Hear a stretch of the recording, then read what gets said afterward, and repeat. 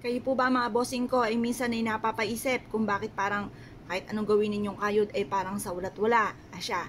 Para may patungutunguhan po ang inyong pagkayod mga bossing, ito po ay mainam na subukan nyo po itong gawin mga bossing. Basta may 100% kang paniniwala sa mga gatong mga pamamaraan. Kailangan lamang po natin mga bossing ko ng oregano. Ang oregano ay isa sa mga pinakamagandang pamamaraan para po tayo ay swertihin. Ang oregano ay may kakayahan upang sa ganon, kayo po ay masigit na maka-attract ng swerte, lalo na tungkol sa usapin ng pera. At ganoon din po mga bossing ko ang ating barya, ito po ay nagtatawag ng swerte. Kaya sinasabing ang bilog ay swerte dahil inihahalin tulad po yan sa barya para mabilis tayong maka-attract ng swerte sa pera. Para mabilis gumulong ang magandang kapalaran. Gagamitan po natin ito ng 5 piso.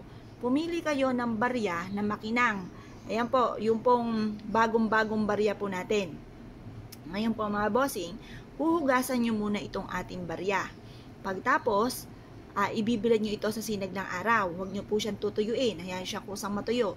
Kapag natuyo na yan, pwede na natin gamiting pampaswerte. At ganoon din syempre yung ating oregano. Ang oregano, yung aroma po niyan, mabango po yan eh. Yan po ay hindi lang for healing, hindi lang yan para sa ubo.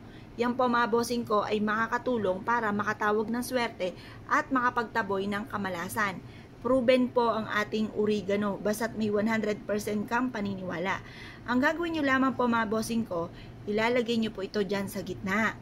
Pagkatapos, magwi-wish ka sa may silangan ng 6:30 or kaya po'y alas 7. Halimbawa ay ganito. Halimbawa, meron kayong negosyo. Sa aking negosyo ay dito na ako yayaman. Or kaya po sa tinatayaan kang numero, dito na ako mananalo ng jackpot. Or kaya may karamdaman kayo, sabihin niyo po dito, gumaling na kayo at hindi na kayo magkaroon pa ng karamdaman. Basta lahat ng kahilingan ninyo, walang gamit na sana, direct to the point. Labis-labisin nyo na dahil wala naman pong bayad ang kahilingan. Lubos-lubusin nyo na ang inyo pong mga wishes.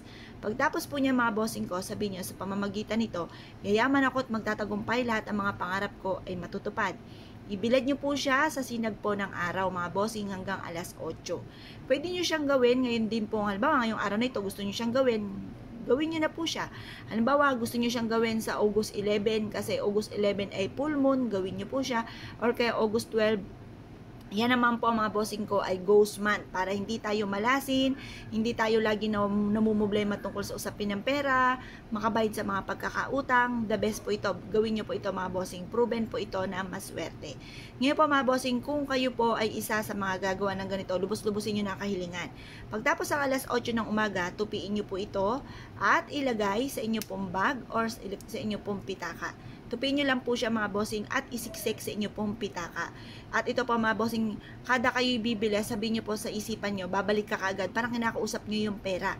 Tapos yung pitaka po ninyo, kayo po mga bossing ko, sabihin nyo, ang aking pitakang ito ay mapuputos sa dami ng pera na darating sa akin. Yung ganun po mga bossing. Basta lagi nyo pong positive ka lamang, lagi nyo sasabihin, maraming pera ang darating sa akin, matutupad lahat ang mga kahilingan. Matutupad po yan mga bossing. Proven po yan na maswerte.